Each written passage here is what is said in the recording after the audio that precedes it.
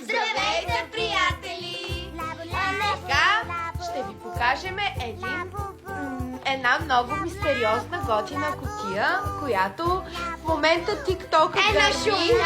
Толкова е нашумял тиктока, че нямахме търпение да си покажем и ние нашето лабубу.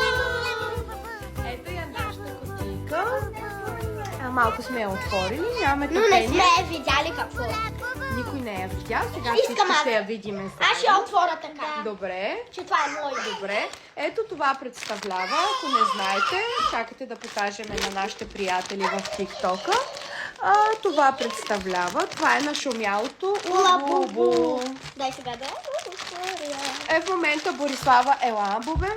Хайде, твоя честа, отваря. 3, 2, 1. Та-да! Отворено е вече. Виждаме, че е цвят синьо. И това е нашето ново приятелче. Това е новия ни член от семейството. Как ще го кръстим? Той е синьо?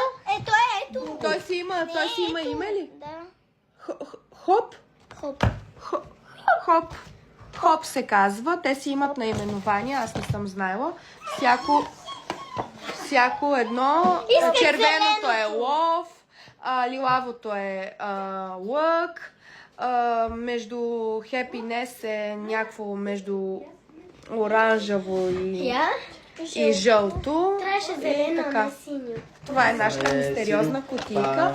Лабубу. Ето го. Ментово ли е това? Да. Ето го. Да. Чао от нас.